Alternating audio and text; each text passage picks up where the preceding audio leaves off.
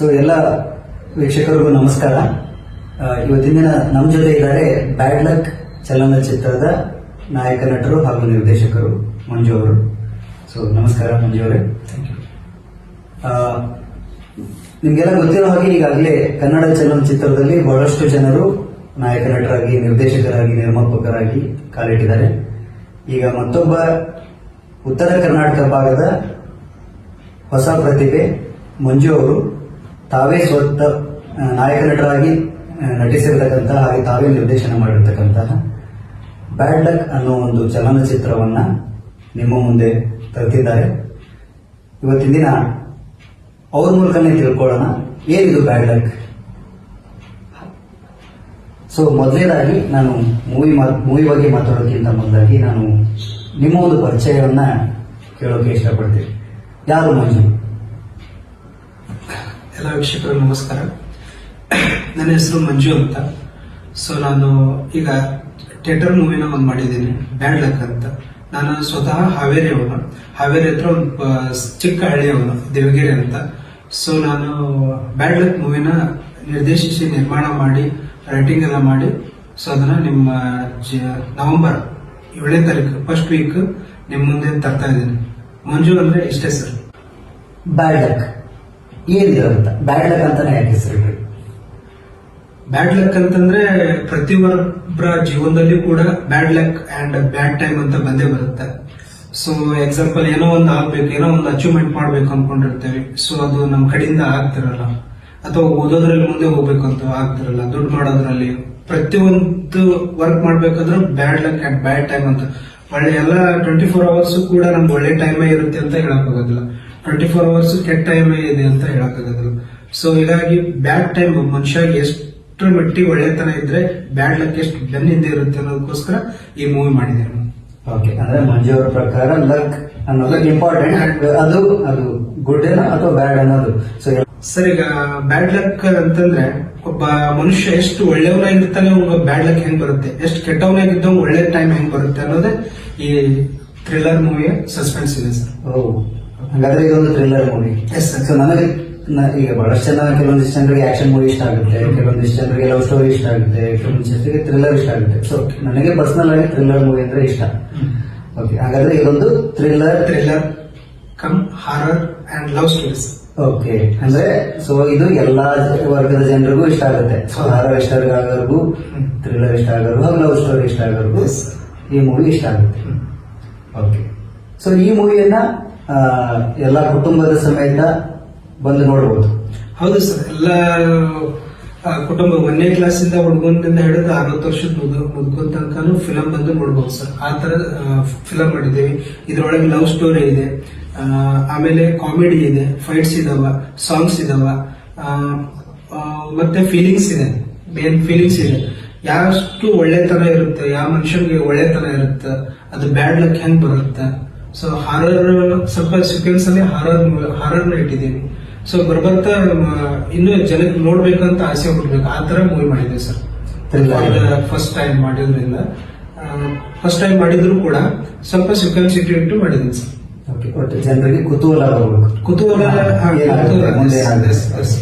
So ಈ ಚಲನಚಿತ್ರದಲ್ಲಿ ಎಷ್ಟು ಹಾಡುಗಳಿವೆ sir? ಇದು ನಾವು ಆಕ್ಚುಲಿ ಇದನ್ನ 3 ಸಾಂಗ್ ಅಂತ ಮಾಡ್ಕೊಂಡಿದ್ವಿ.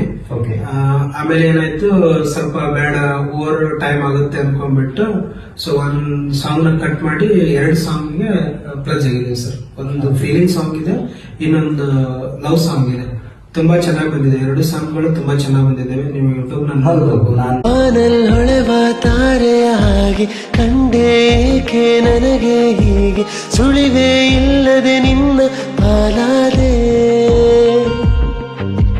ಹಾರುವ ಆಸೆ ಅತಿಯಾಗಿ ಮೂಡಿದೆ, ತೀರ ಸೇರಿಸೂರಾದೆ.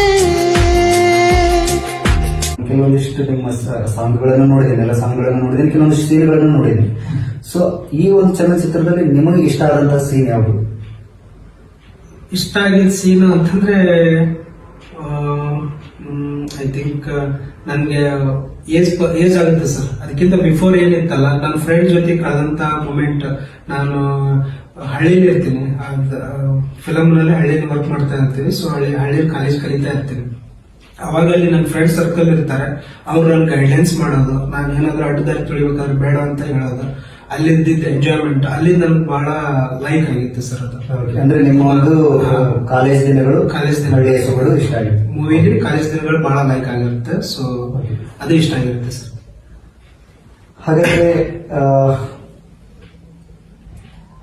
ಬ್ಯಾಡ್ ಲಕ್ ಮೂವಿನ ಈಗ ಬಹಳಷ್ಟು ಮೂವಿಗಳು ಬರ್ತಾ ಇದ್ದಾವೆ.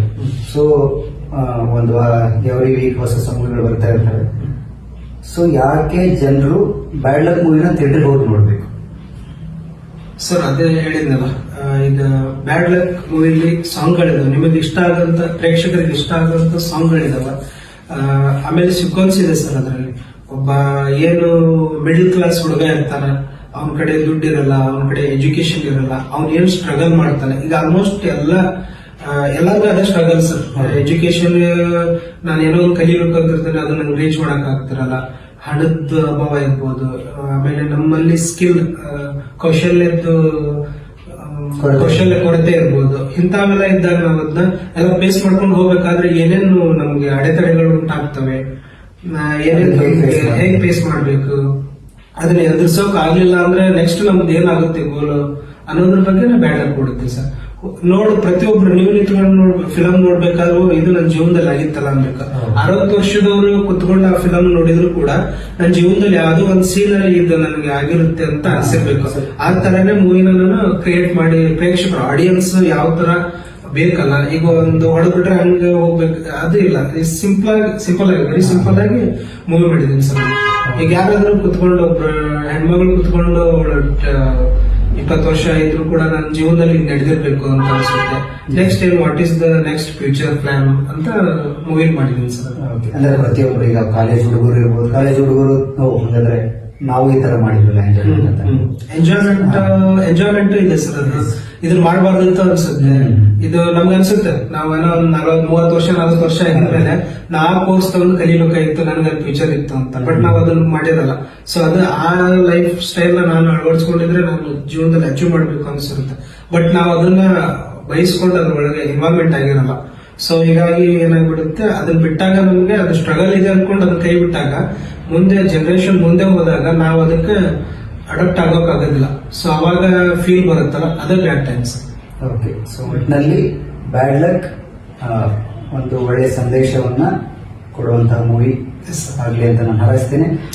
ಸೊ ಡೈರೆಕ್ಟ್ ಆಗಿ ಯಾಕೆ ನೀವು ಮೂವಿ ಬಂದ್ಬಿಟ್ರೆ? ಎಲ್ಲರೂ ಶಾರ್ಟ್ ಮೂವೀಸ್ ಮೊದಲು ಶಾರ್ಟ್ ಮೂವೀಸ್ ಮಾಡ್ತಾರೆ, ಆಮೇಲೆ ಮೂವಿ ಬರ್ತಾರೆ, ನೀವು ಡೈರೆಕ್ಟ್ ಆಗಿ ಮೂವಿ ಬಂದಿರಿ.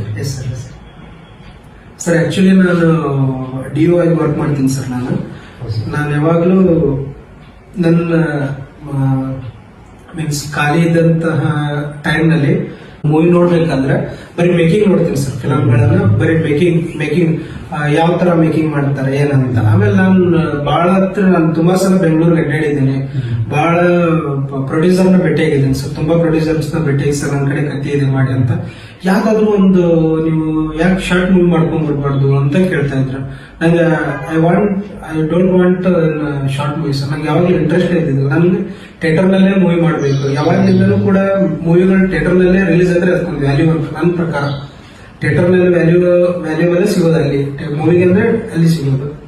ಸೊ ಅಲ್ಲಿದೆ ಮಾಡ್ಬೇಕಂತ ತುಂಬಾ ಜನದ ಹತ್ರ ಹೋದ್ರು ಕೂಡ ನನ್ಗೆ ಯಾರ ಒಂದ್ 10 ವರ್ಷ ಅಡ್ಡಾಡಿದ್ದೀನಿ ಸರ್ ನಾನು ಕತೆ ಬರೋದು, ಅಥವಾ ಅಟ್ಲೀಸ್ಟ್ ಒಂದು ಚಾನ್ಸ್ ಸಿಕ್ಕರೆ ಮೂವ್ ಆಗ್ಬೇಕು ಅಂತ. ಸೊ ಯಾವ ಚಾನ್ಸ್ ಸಿಗ್ಲಿಲ್ಲ ಸರ್ ನಮ್ಗೆ. ನಂದು ಬ್ಯಾಡ್ ಲಕ್ ಅಂತ ಅದರಲ್ಲಿ. ಆಮೇಲೆ ನಮ್ಗೆ ಬ್ರದರ್ ಅವರೇ ಇನ್ವೆಸ್ಟ್ ಮಾಡ್ತೀನಿ ಮಾಡ್ರಿ ಅಂತ ಹೇಳಿದ್ಮೇಲೆ ಸೊ ನಾವು ಆಯ್ತು, ಚಿಕ್ಕ ಮೂವಿ ಯೂಟ್ಯೂಬ್ ನಲ್ಲಿ ಮಾಡೋದಕ್ಕಿಂತ ಅಥವಾ ಶಾರ್ಟ್ ಮೂವಿ ಮಾಡೋದಕ್ಕಿಂತ ಥಿಯೇಟರ್ ನಲ್ಲೇ ಮಾಡೋಣ, ಕಷ್ಟ ಆದ್ರೂ ಪರವಾಗಿಲ್ಲ ಅಂತ take that 3 years time sir ಇದೆ. ಈ ಮೂವಿ ಮಾಡ್ಬೇಕಾದ್ರೆ 3 ವರ್ಷ ತಗೊಂಡಿದೆ. 3 ವರ್ಷ ತಗೊಂಡು ಈಗ ರಿಲೀಸ್ ಬಂದಿದೆ ಸರ್. ಇದು ಇದು ತುಂಬಾ ಕಷ್ಟ ಆಯ್ತು ಸರ್ ಇದು ಮಾಡ್ಬೇಕಾದ್ರೆ. ಕಷ್ಟ ಪಟ್ಕೊಂಡು ಸೊ ನಾವೀಗ ಅದನ್ನ ಬ್ಯಾಡ್ ಲಕ್ ಅನ್ನೋ ಮೂವಿನ ಗುಡ್ ಲಕ್ ಆಗ್ಬೇಕು ನಮ್ಮ ಜೀವನದಲ್ಲಿ ಅಂತಾನೆ ಇದನ್ನ ಮಾಡ್ಕೊಂಡ್ ಬಂದಿದೆ ಸರ್. ಬ್ಯಾಡ್ ಲಕ್ ಮೂವಿಯಲ್ಲಿ ನಿಮಗೆ ಕಷ್ಟವಾದಂತಹ ಸೀನ್ ಯಾವುದು ಸರ್? ಅದರಲ್ಲಿ ಆಲ್ಮೋಸ್ಟ್ ಎಲ್ಲ ನನಗೆ ಇಷ್ಟ ಆದಂತ ಸೀನ್ಗಳಿದ್ದಾವೆ, ನಾನೇ ಕ್ರಿಯೇಟ್ ಮಾಡಿದಂತ ಸೀನ್ಗಳು. ಕಷ್ಟ ಅಂತ ಯಾವ್ದಿಲ್ಲ, ಬಟ್ ಲಾಸ್ಟ್ ನನಗೆ ಏಜ್ ಆಗೋದು ಒಂದು ಸೀನ್ ಇದೆ ಸರ್. 90 years 75 years ಆದಂಗೆ ಒಂದು ಸೀನ್ ಇದೆ. ಸೊ ಅಲ್ಲೆಲ್ಲ ಏನಾಗ್ಬಿಡ್ತು ಅಂದ್ರೆ ನಮ್ಮ ಇವರು ಮೇಕಪ್ ಆರ್ಟಿಸ್ಟ್ ಮಧು ಅಂತ, ಸೊ ಅದು ಕೂಡ್ತಾನೆ ಇದ್ದಿದ್ದಿಲ್ಲ. ನನಗೆ ಏಜ್ ಆಗ್ಬೇಕಂತಂದ್ರೆ ಇಲ್ಲೆಲ್ಲ ಟಿಶ್ಯೂ ಹಾಕ್ಬಿಟ್ಟು ಇಲ್ಲೆಲ್ಲ ವಿಗ್ ಹಾಕಿದ್ರು, ಅದು ಕೊಡ್ತಾನೆ ಇದ್ದಿದ್ದಿಲ್ಲ. ಸೊ ಅದಕ್ಕೆ ಅವ್ರು ಏನ್ ಮಾಡ್ಬಿಟ್ರು, ಗಮ್ ಹಾಕ್ಬಿಟ್ಟಿದ್ರು ಸರ್. ಅದು ಹೊಳ್ಳಿ ರಿಮೂವ್ ಮಾಡ್ಬೇಕಾದ್ರೆ ಸ್ವಲ್ಪ ಚರ್ಮ ಸತೆ ಸ್ಕಿನ್ನಿನ ಚರ್ಮ ಕಿತ್ಕೊಂಡ್ ಬಂದ್ಬಿಡ್ತು. ಅದು ತುಂಬಾ ಮೇಕಪ್ ತೆಗಿಯೋದೇ ನನಗೆ ತುಂಬಾ ಕಷ್ಟ ಆಗ್ಬಿಡ್ತು. ಆಲ್ಮೋಸ್ಟ್ ಹಾಕೋದೇ ಒಂದು 3 ಅವರ್ 4 ಅವರ್ ಆಯ್ತು. ಬೆಳಗ್ಗೆ 5 ಗಂಟೆಗೆ ಎದ್ಬಿಟ್ಟು 8 ಗಂಟೆ ತನಕ ಬರೀ ಮೇಕಪ್ ಹಾಕಿದ್ದಾರೆ. ರಿಮೂವ್ ಮಾಡ್ಬೇಕಂತಂದ್ರೆ ಸಾಯಂಕಾಲ 6 ಗಂಟೆ ಕುತ್ಕೊಂಡ್ರೆ 10 ಗಂಟೆ ತನಕ ರಿಮೂವ್ ಮಾಡೋದೇ ಆಯ್ತು. ಎಣ್ಣೆ ಹಚ್ಚಿ ಅದು ಕೆಮಿಕಲ್ಗಳನ್ನ ಹಾಕ್ತೀವಿ. ಅದು ನಮ್ಗೆ ಯಾಕಪ್ಪ ಇದು ಏಜ್ ಆದಂಗೆ ಮಾಡ್ಬೇಕಾಗಿತ್ತು ಅಂತ ಅನ್ಸಿತ್ತು ಸರ್. ತುಂಬಾ ಅಂದ್ರೆ ತುಂಬಾ ನಂಗೆ ಪ್ರಾಬ್ಲಮ್ ಆಗಿತ್ತು ಸರ್. ಅದು ಒಂದು ಸ್ವಲ್ಪ ಕಷ್ಟ ಆಗಿತ್ತು ಅಷ್ಟೇ. ಇಷ್ಟಪಟ್ಟು ಮಾಡಿದ್ದೀರ? ಹೌದು ಸರ್, ತುಂಬಾ ಇಷ್ಟ ಆಗಿತ್ತು. ತುಂಬಾ ಇಷ್ಟಪಟ್ಟು ಆ ಸೀನ್ಗಳನ್ನ ಕಷ್ಟ ಆದ್ರೂ ಕೂಡ ಇಷ್ಟಪಟ್ಟು ಮಾಡಿದೆ. ಇಲ್ಲಿ 3 ಅವರ್ ಮೇಕಪ್ ಹಾಕ್ಲಿಕ್ಕೆ ಮತ್ತೆ 3 ಅವರ್ ತೆಗಿಲಿಕ್ಕಾದ್ರೂ ಕೂಡ ತುಂಬಾ ಚೆನ್ನಾಗಿ ಸೀನ್ಗಳನ್ನೆಲ್ಲ ತುಂಬಾ ಚೆನ್ನಾಗಿ ತೆಗೆದಿದ್ದೀವಿ ಸರ್. ಈ ಮೂವಿಯಲ್ಲಿ ನೀವು ಎಷ್ಟು ಶೇಡ್ ಅಲ್ಲಿ ಪಾರ್ಟ್ ಮಾಡಿ ಸರ್? ಆಕ್ಚುಲಿ ಅದನ್ನ ನೀವು ಥಿಯೇಟರ್ ಹೋಗಿ ನೋಡ್ಬೇಕು, ಅದೇ ಸೀಕ್ವೆನ್ಸ್ ಇರೋದು. ಇದ್ರಲ್ಲಿ ನಾನು ಹೇಳ್ಬೇಕಂದ್ರೆ 3 ಆಂಗಲ್ ನಲ್ಲಿ ನಾವು ಬರ್ತೇನೆ ಸರ್. ಅದು 3 ಶೇಡ್ ನಲ್ಲಿ, ಒಂದು ಚೈಲ್ಡ್ ಆರ್ಟಿಸ್ಟ್, ಆಮೇಲೆ ಮಿಡ್ಲ್ ಮ್ಯಾನ್, ಆಮೇಲೆ ಏಜ್ ಪರ್ಸನ್ ಅಂತ 3 ಶೇಡ್ ನಲ್ಲಿ ಬರ್ತೀನಿ ಸರ್. ಈ ಮೂವಿನ ಎಲ್ಲೆಲ್ಲಿ ಶೂಟ್ ಮಾಡಿದ್ವಿ ಸರ್? ಇದು ಮೂವಿನ ಬೆಂಗಳೂರಲ್ಲಿ ಮಾಡಿದ್ದೀವಿ, ಆಮೇಲೆ ಸ್ವಲ್ಪ ದಾವಣಗೆರೆ, ಹಾವೇರಿ, ಮತ್ತೆ ಈ ಕಡೆ ಬೆಳಗಾವ್, ಹುಬ್ಬಳ್ಳಿ, ಈ ತರ ಮಾಡಿದೀವಿ ಸರ್. ಇಲ್ಲೆಲ್ಲ ಹಳ್ಳಿಲಿ ಪ್ಲಸ್ ಸಿಟಿಲಿ ಎಲ್ಲ ಶೂಟ್ ಮಾಡಿದೀವಿ ಸರ್. ನಿಮ್ಮ ನಾನು ಸಾಂಗ್ಗಳನ್ನ ನೋಡ್ತಾ ಇದ್ರೆ ಸೀನ್ ಚೆನ್ನಾಗಿದೆ. ಸೊ ಅದನ್ನ ಎಲ್ಲಿ ಶೂಟ್ ಮಾಡಿದ್ವಿ ಸರ್? ಹಾವೇರಿಲಿ ಕೆಲವೊಂದು ಸೀನ್ಗಳನ್ನ ಹಾವೇರಿ ಮಾಡಿದೀವಿ ಸರ್. ರಾಕ್ ಗಾರ್ಡನ್ ಅಂತಂದು ಹಾವೇರಿ ಇದೆ, ನೀವು ಮೇ ಬಿ ನೋಡಿರ್ಬೇಕಂತ, ರಾಕ್ ಗಾರ್ಡನ್ ಅಂತ. ಸೊ ರಾಕ್ ಗಾರ್ಡನ್ ಅಲ್ಲಿ ಮಾಡಿದೀವಿ ಸರ್. ಕೆಲವೊಂದು ಸೀನ್ಗಳಲ್ಲಿ ತಗೊಂಡಿದ್ದೀವಿ, ಕೆಲವೊಂದು ಸೀನ್ಗಳನ್ನ ದಾವಣಗೆರೆ ಪಾರ್ಕ್ ನಲ್ಲಿ ತಗೊಂಡಿದ್ದೀವಿ ಸರ್. ಪಾರ್ಕ್ ನಲ್ಲಿ ತಗೊಂಡು ಮಾಡಿದೀವಿ ಸರ್. ದೂರಿಗೆ ಸರಿದಾರಿ ಸಿಕ್ಕಿದೆ, ತೀರ ಸೇರಿಸು ರಾಧೆ, ಬಾಳಯಾನಕ್ಕೆ ನೀನೇನೆ ಬೇಕಿದೆ, ಪೂರ ಜೀವವೂ ನಿನಗೆ.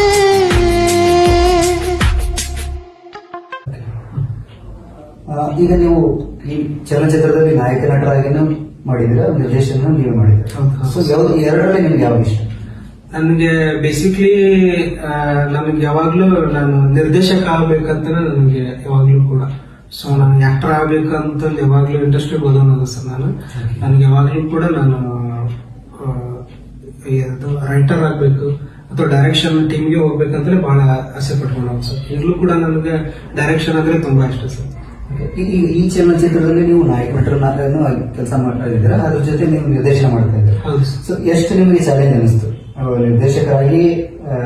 ಹೇಗೆ ನೀವು ನಾಯಕ ನಟರಾಗಿ ಅದನ್ನು ಹೇಗೆ ಬ್ಯಾಲೆನ್ಸ್ ಮಾಡಿದ್ರಿ? ಸರ್ ನಾನು ಫಸ್ಟ್ ಕತೆ ಬರೆದಾಗ ಓಕೆ, ಕತೆಗೆ ಯಾರು ಕತೆ ಬರೆದಿರ್ತಾರ ಅವರೇ ಹೀರೋ ಸರ್. ಫಸ್ಟ್ ಅವರೇ ಹೀರೋ ಆಗ್ತಾರೆ. ಬೇರೆಯವ್ರಿಗೆ ಹೀರೋ ಆಗೋದಕ್ಕಿಂತ ನಾನು ಕತೆ ಬರ್ಕೊಂಡು ಆಮೇಲೆ ಬೇರೆ ಹೀರೋಗಳ ಹತ್ರ ಎಲ್ಲ ಅಪ್ರೋಚ್ ಮಾಡಿದೆ. ಸೊ ಅದು ನನಗೆ ಯಾಕೆ ಸೆಟ್ ಆಗಿಲ್ಲ. ಆಮೇಲೆ ನಮ್ಮ ಕ್ಯಾಮ್ರಾಮ್ಯಾನ್ ಅಂತ ಮಂಜುನಾಥ್ ಹೆಗ್ಡೆ ಅಂತ, ಅವ್ರು ತುಂಬಾ ಹೆಲ್ಪ್ ಮಾಡಿದ್ರು ಸರ್. ಅದು ಹಾಕ್ತರ ಆಗೋದಿಲ್ಲ, ನೀವೇ ಮಾಡ್ಕೊಂಡ್ಬಿಡಿ, ನೀವೇ ಮಾಡಿ, ನಾವು ನಿರ್ಮಾಣ ಮಾಡೋಣ ಅಂತ ಹೇಳಿದ್ರು. ಆಯ್ತು ಸರಿ ಅನ್ಕೊಂಡ್ಬಿಟ್ಟು ಅವ್ರು ನನಗೆ ಹೆಲ್ಪ್ ಮಾಡಿದ್ರಿಂದ ನಾ ಮೂವ್ ಆದೆ ಸರ್. ಸೊ ಮಂಜು, ಕೊನೆಯದಾಗಿ ವೀಕ್ಷಕರಿಗೆ ಏನ್ ಹೇಳಕ್ ಬಯಸ್ತೀವಿ? ವೀಕ್ಷಕರಿಗೆ ತುಂಬಾ ಚೆನ್ನಾಗಿ ಸ್ಟ್ರಗಲ್ ಮಾಡಿ ನಿಮ್ಗೆ ಮನ ಮುಟ್ಟುವಂತ ಮೂವಿ ಮಾಡಿದ್ದೀವಿ, ಬ್ಯಾಡ್ ಲಕ್ ಮೂವಿ. ಇದೇ ನವೆಂಬರ್ 1st ವೀಕ್ ಅಂದ್ರೆ 7ನೇ ತಾರೀಕು ನವೆಂಬರ್ 2025 ಫಿಲಂ ರಿಲೀಸ್ ಆಗ್ತಾ ಇದೆ. ಆಲ್ ಕರ್ನಾಟಕ ಎಲ್ಲ ರಿಲೀಸ್ ಆಗ್ತಾ ಇದೆ. ಸೊ ಎಲ್ಲರೂ ನಿಮ್ ಫ್ಯಾಮಿಲಿ ಸಮೇತ ಹೋಗಿ ಮೂವಿ ನೋಡಿ ನಮ್ಗೆ ಹರಿಸಿ. ಹೀಗೆ ನಾವು ಮುಂದಿನ ಚಿತ್ರಗಳಿಗೋಸ್ಕರ ನಾವು ಮುಂದಿನ ಚಿತ್ರಗಳನ್ನ ಮಾಡ್ಕೊಂಡು ಹೋಗ್ಬೇಕು. ಅದಕ್ಕೋಸ್ಕರ ನಿಮ್ಮ ಹಾರೈಕೆ, ನಿಮ್ದು ಪ್ರೋತ್ಸಾಹ ಇತ್ತು ಅಂತಂದ್ರೆ ನಾವು ಇದೇ ತರ ಮುಂದೆ ಮೂವ್ ಆಗ್ತೀವಿ.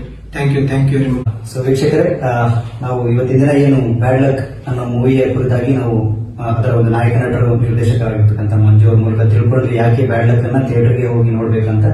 ಸೊ ನಾನು ಎಲ್ಲ ಒಂದು ವೀಕ್ಷಕರಲ್ಲಿ ಮನವಿ ಮಾಡ್ಕೊಂತೇನೆ. ನಮ್ಮ ಒಂದು ಉತ್ತರ ಕರ್ನಾಟಕದ ಪ್ರತಿಭೆ ಆಗಿರ್ತಕ್ಕಂಥ ಮಂಜು ಅವರು ತುಂಬಾ ಶ್ರಮ ಪಟ್ಟು 3 ವರ್ಷಗಳಿಂದ ಈ ಒಂದು ಮೂವಿಯನ್ನ ಮಾಡಿದ್ದಾರೆ.